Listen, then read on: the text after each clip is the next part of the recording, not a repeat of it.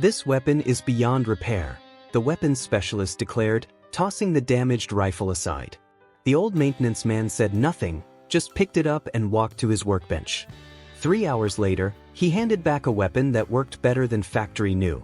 The fluorescent lights hummed overhead in the weapons maintenance facility at Fort Carson, Colorado. Staff Sergeant Marcus Chen had seen plenty of damaged equipment come through his workshop, but the rifle lying on his inspection table was something else entirely.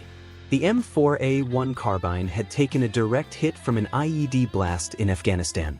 The barrel was bent, the receiver was cracked, and the bolt carrier group looked like it had been put through a blender. "Save yourself the headache, Sergeant," said Technical Sergeant David Morrison, the unit's weapons specialist. Morrison was young, confident, and fresh out of the Army's Advanced Armorer School. "I've already examined it. The metal fatigue alone makes it unsafe. Even if you could straighten the barrel, which you can't, the receiver damage compromises the weapon's structural integrity." Chen nodded politely but said nothing. He was used to Morrison's lectures by now. The young specialist had a tendency to explain things as if Chen had never seen a weapon before, despite the fact that Chen had been working in this shop for 3 years. At 62 years old, Chen was the oldest enlisted man on the base. His weathered hands moved with practiced efficiency as he carefully lifted the damaged rifle from Morrison's workstation.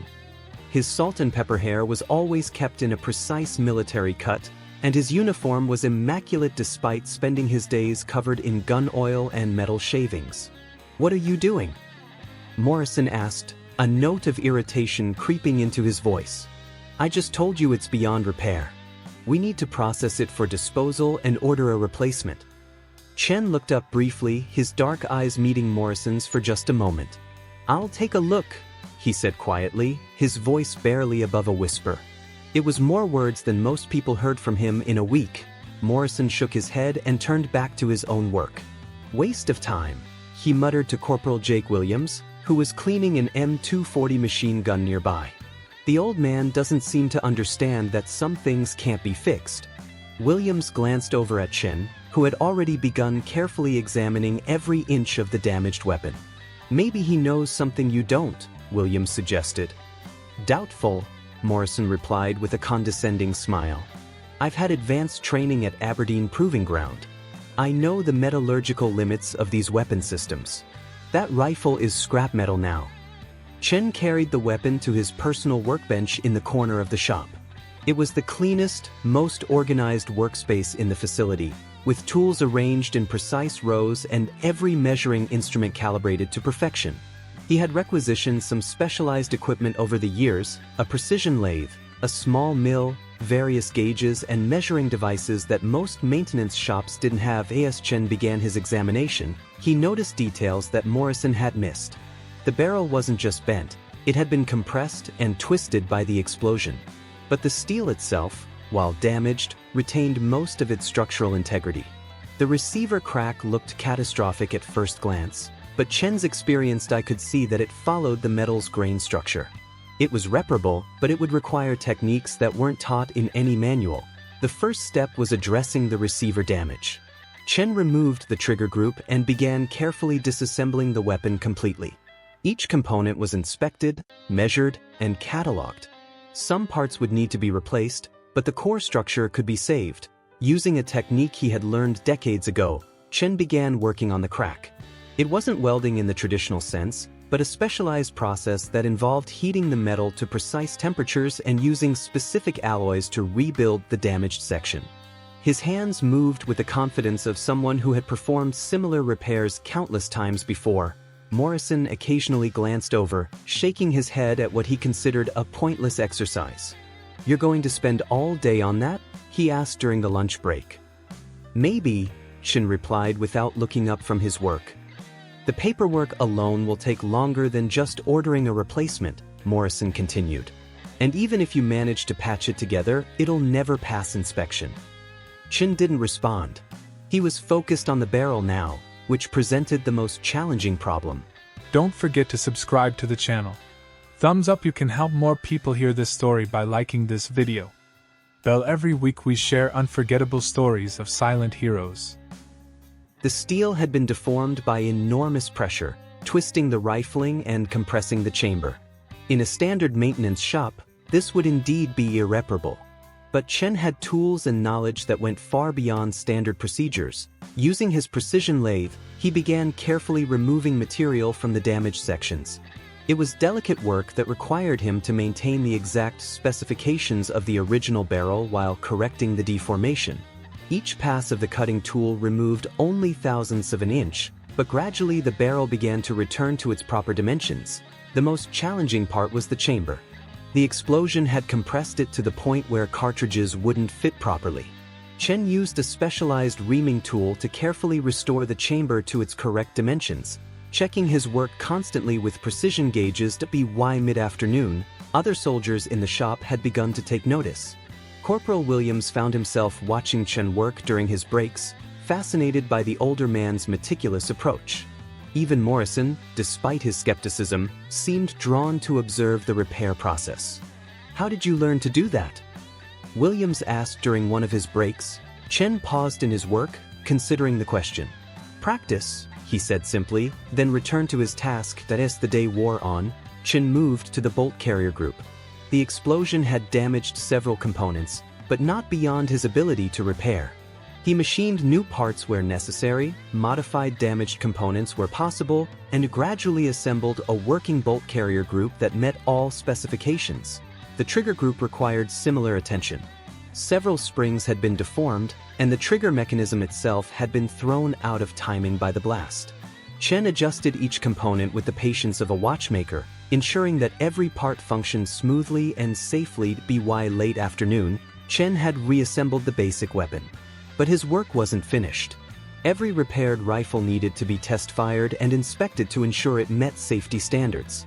More importantly, it needed to be more accurate and reliable than it had been before the damage. Chen loaded the rifle into a specialized fixture and connected it to a testing apparatus that most soldiers had never seen before.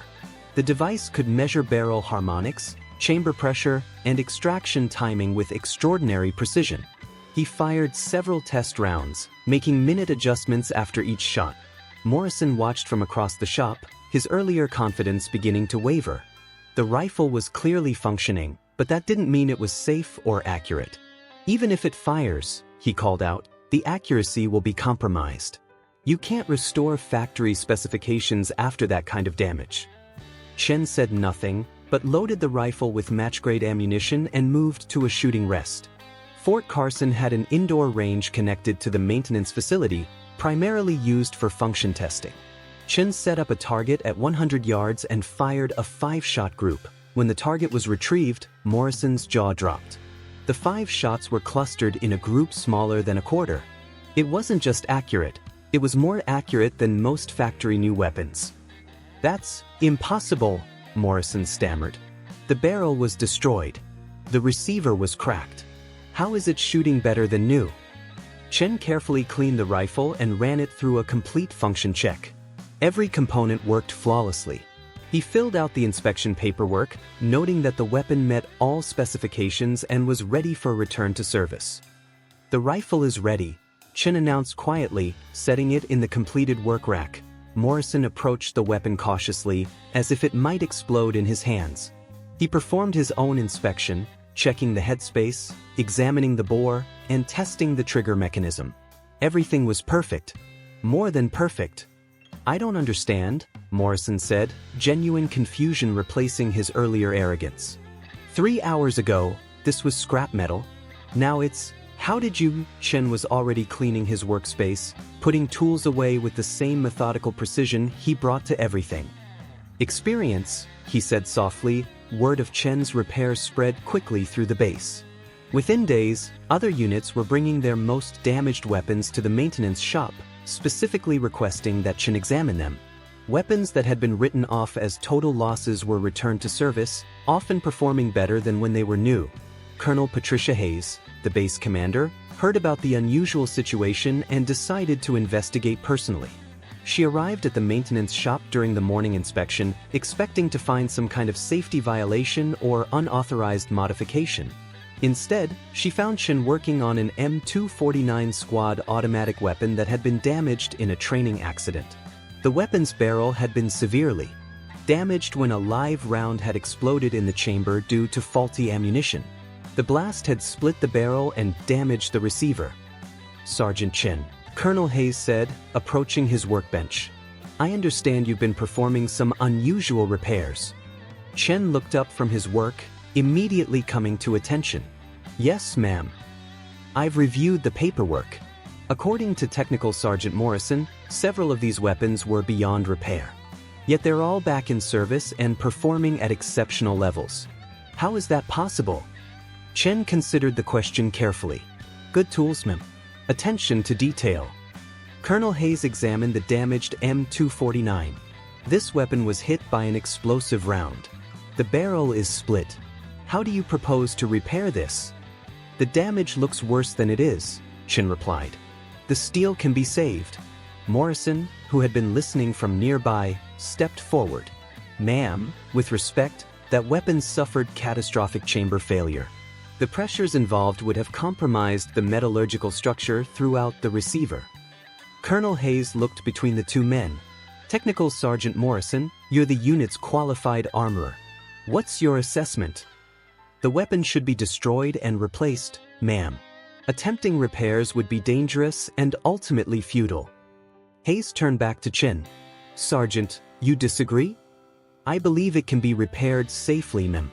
The colonel considered this for a moment. "Show me," she said finally. Over the next several hours, Colonel Hayes observed Chen work.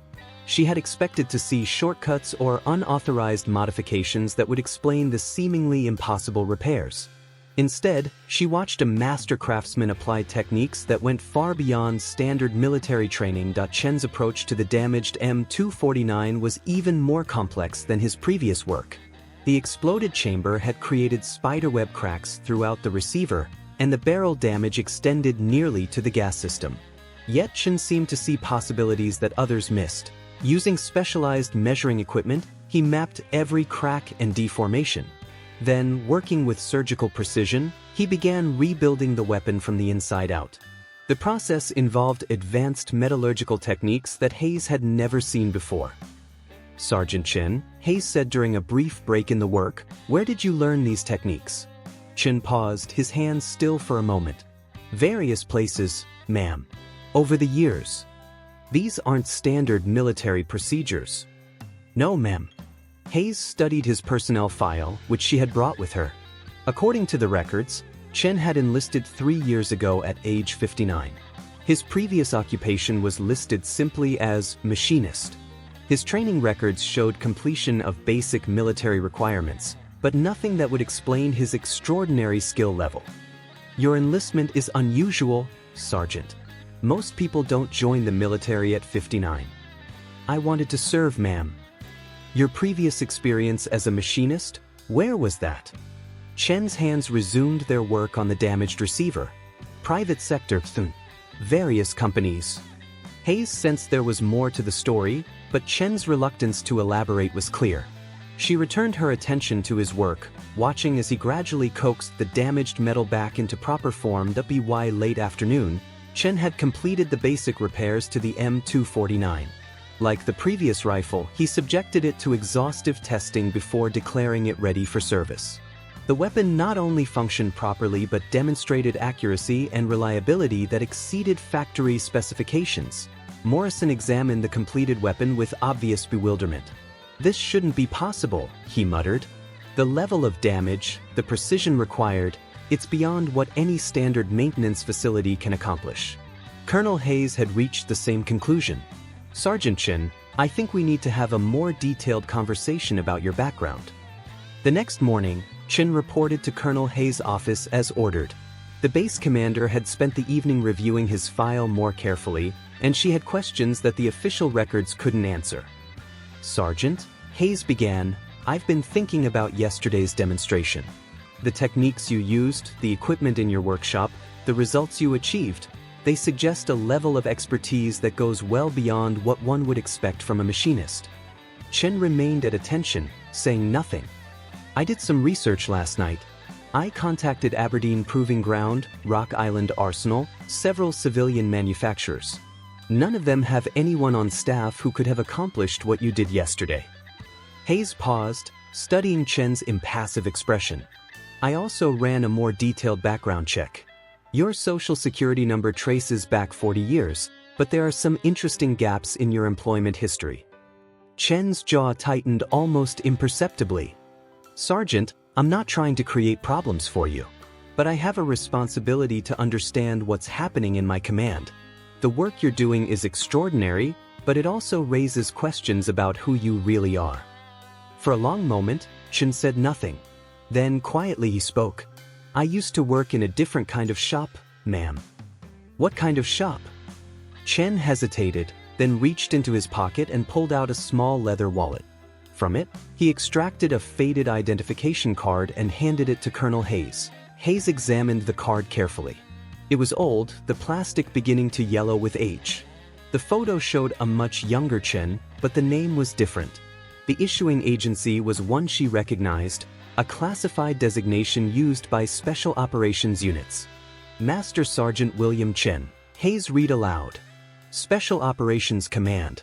This ID is 30 years old. Yes, ma'am. Hayes looked up from the card. Chen isn't your real name. It is now, ma'am. Legally changed after retirement. And before retirement? Chen met her gaze directly for the first time. I was a weapons specialist for units that don't officially exist, ma'am. My job was to keep their equipment functioning in environments where failure meant death.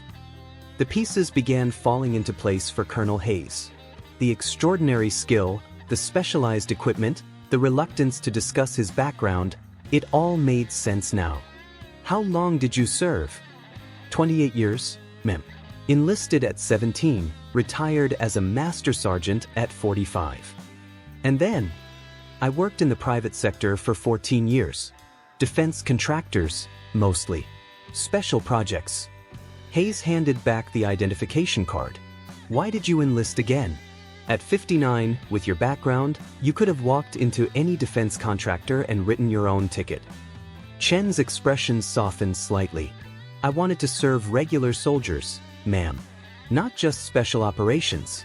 The young men and women who carry basic equipment and trust it with their lives. So you enlisted as a buck private and worked your way up to staff sergeant. Yes, ma'am. Hayes leaned back in her chair, processing this information. Sergeant, do you realize the implications of what you're telling me? If your background is what I think it is, you're probably overqualified for every technical position on this base. I'm happy doing what I'm doing, ma'am. That's not the point. The Army needs people with your expertise in positions where they can make a real difference.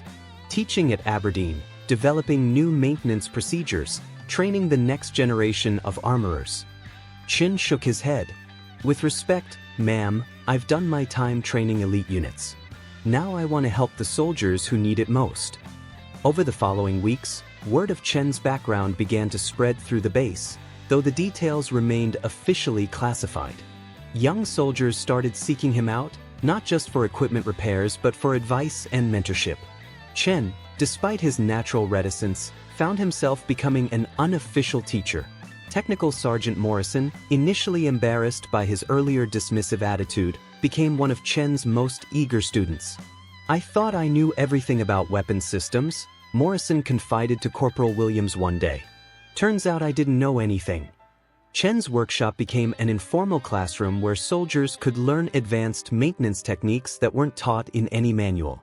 He never talked about his classified background, but his knowledge was clearly drawn from decades of experience in the most demanding environments. One day, a group of visiting officers from Special Operations Command arrived at Fort Carson for a routine inspection. Among them was Colonel James Mitchell, a veteran of numerous classified operations. As the group toured the base facilities, they stopped at the weapons maintenance shop. Colonel Mitchell was examining some of Chen's work when he suddenly stopped. "Excuse me," he called out to Chen, who was working at his bench. "Could you come over here for a moment?" Chen approached the group of officers cautiously. Mitchell studied Chen's face intently. "Do I know you? You look familiar." Chen remained silent, but Colonel Hayes stepped forward. "This is Staff Sergeant Chen, one of our most skilled maintenance personnel." Mitchell continued staring at Chen. "Chen." Then his eyes widened with recognition. Are you Will Chin? Master Sergeant William Chin from the Ghost program. The shop fell silent. Everyone present could sense the significance of the moment, even if they didn't understand. Chin nodded slowly. Yes, sir. Mitchell immediately extended his hand. Sir, it's an honor. I've heard stories about your work. Some of the weapons modifications you developed are still classified above my level. Hayes looked between the two men. Colonel Mitchell, you know Sergeant Chin? Know him? Ma'am, Master Sergeant Chin is a legend in the special operations community. His weapons modifications kept my unit alive on more missions than I can count. Mitchell turned back to Chin. Sir, what are you doing here? Last I heard, you were working on some classified project for the Pentagon. I retired from that life, Colonel. I wanted to serve regular soldiers for a change. Mitchell shook his head in amazement. Do you realize what you're giving up? With your clearance level and expertise, you could be running entire programs. I'm exactly where I want to be, sir. That evening, Colonel Hayes called Chin to her office again. Sergeant, after today's visit, I've been thinking about your situation. Colonel Mitchell made it clear that you're wasting your talents here. Ma'am, with respect, I disagree. The Army needs people like you in leadership positions. I'm recommending you for officer candidate school. With your background, you'd be fast-tracked to major, possibly lieutenant colonel. Chin shook his head. Thank you, ma'am, but no. I'm not interested in rank or prestige. I want to stay right where I am. Hayes studied him carefully. But you could make a much bigger impact at higher levels. Ma'am, yesterday I taught a 19-year-old kid from Nebraska how to properly maintain his rifle. He's deploying to Afghanistan next month. If my teaching helps him come home alive, that's impact enough for me. 6 months later, Chen's workshop had become the unofficial center of excellence for weapons maintenance at Fort Carson. Soldiers from other bases began requesting transfers just to learn from him. The techniques he taught were gradually incorporated into official training manuals. Technical Sergeant Morrison, now Chen's most accomplished student, had been promoted and was being sent to Aberdeen Proving Ground as an instructor. I owe everything I know to you, Morrison told Chin on his last day. You learned because you wanted to learn, Chin replied. That's the only way it works. As Morrison prepared to leave, he asked the question that had been bothering him for months. Sergeant, can I ask you something personal? Why did you really come back? A man with your background, your expertise, you could have stayed retired, lived comfortably.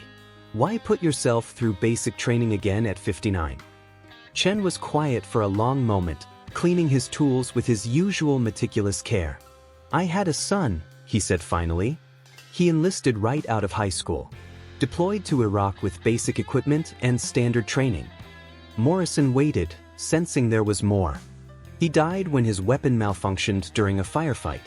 A simple malfunction that could have been prevented with better maintenance training. Chin set down his cleaning cloth and looked directly at Morrison. I spent 30 years keeping elite operators alive with perfect equipment. But my own son died because nobody taught him how to properly maintain his rifle. Morrison felt a chill run down his spine. Sergeant, I'm sorry. I had no idea. After that, I decided I needed to be here. Teaching regular soldiers. Making sure other people's sons and daughters know how to keep their equipment running when their lives depend on it. The impact of Chen's revelations spread through the base. Soldiers who had worked with him began to understand the quiet passion behind his meticulous teaching. He wasn't just fixing weapons, he was honoring his son's memory by ensuring that other soldiers wouldn't die from preventable equipment failures. Colonel Hayes, when she learned the full story, made a decision that would change military maintenance training forever. She recommended that Chen's techniques be incorporated into standard Army doctrine, with Chen himself serving as the primary consultant. Sergeant, she told him, I understand why you want to stay here working with individual soldiers. But think about the impact you could have if every maintenance technician in the Army learned your methods. Chen considered this for several days before responding. Ma'am, if I can help develop training that saves lives, I'm willing to do that.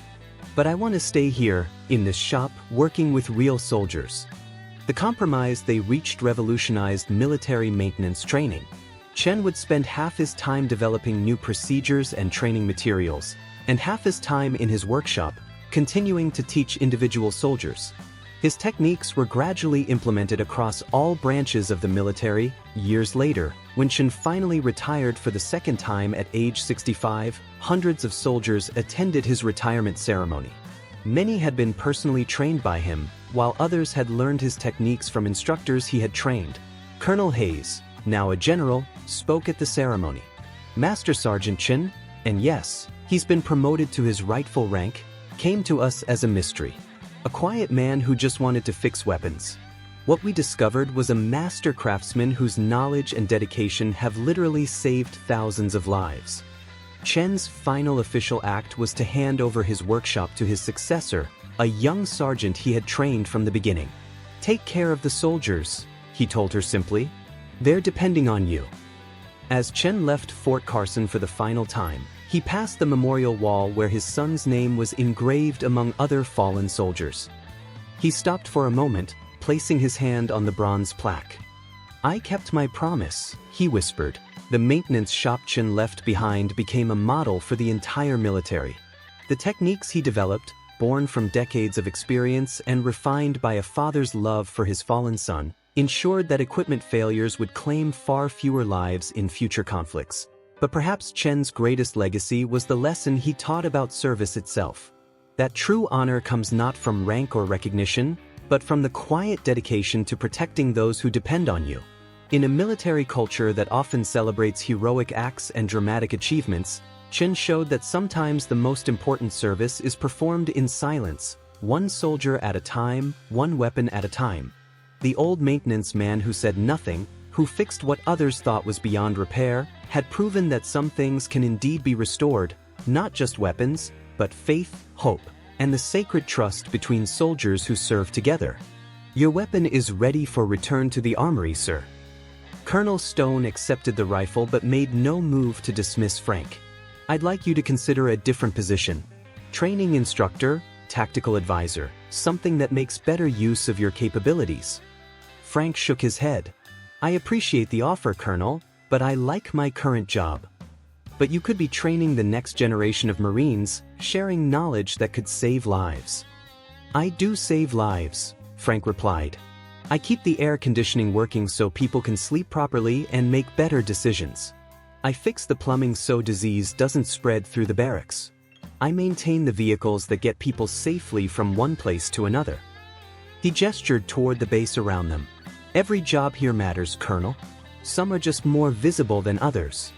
The officers exchanged glances, clearly struggling to understand how someone with Frank's evident skills could prefer maintenance work to more prestigious positions.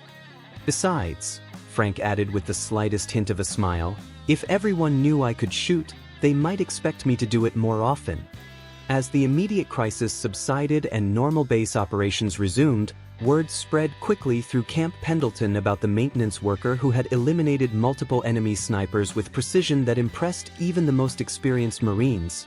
Private Johnson, the recruit whose rifle Frank had identified as having a loose scope mount, approached him later that afternoon as Frank resumed his regular maintenance rounds. "Sir," Johnson said, his tone respectful in a way it hadn't been that morning. "I wanted to thank you for helping with my rifle earlier." Frank looked up from the broken water fountain he was repairing. "It just needed adjustment, son. Sometimes the small problems cause the biggest frustrations." Johnson hesitated before asking, would you be willing to show me how you identified the problem so quickly?" Frank considered this for a moment. "What do you see when you look at this water fountain?" Johnson examined the fountain, clearly puzzled by the question. "It's broken?" "How do you know?" "Because no water comes out when you press the button." Frank nodded. "That's the symptom. What's the cause?" Johnson looked more carefully, noting details he had initially overlooked. The water line connection is loose?" "What else?" For the next 10 minutes, Frank guided Johnson through a diagnostic process that revealed multiple small issues that combined to create the fountain's malfunction. His teaching method was patient and methodical, focusing on observation and systematic analysis rather than assumptions or quick fixes. The same approach works for rifles. Frank explained as he began making repairs. Most problems aren't mysterious. They're just small issues that people don't take time to identify properly. Is that how you learn to shoot so well? By paying attention to small details? Frank paused in his work. Among other things, yes. Could you teach me? Frank looked at the young Marine for a long moment. Johnson was eager and respectful, but more importantly, he was asking the right questions. What I can teach you, Frank said carefully, is how to pay attention. The rest you'll learn through practice. Over the following weeks, an unofficial mentoring relationship developed between Frank and several of the younger Marines.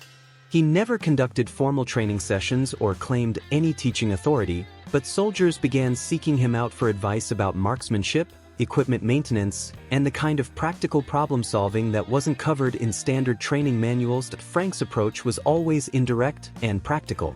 He would demonstrate principles through maintenance work, showing how the same attention to detail that kept equipment functioning properly could improve shooting accuracy, tactical awareness, and decision-making under pressure.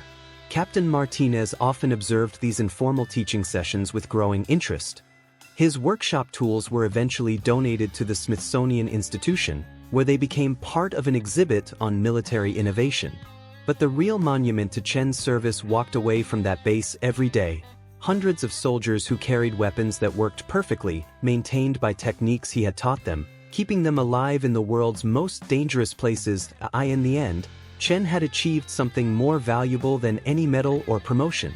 He had transformed a simple maintenance shop into a place where fathers and mothers could send their children to war, knowing that someone had cared enough to teach them how to come home alive. The weapons he repaired lasted for decades. The soldiers he trained went on to train others. And somewhere in Afghanistan, Iraq, and other theaters of operation, young soldiers stayed alive because an old maintenance man had refused to accept that anything was truly beyond repair. From which city in the world are you watching this video today?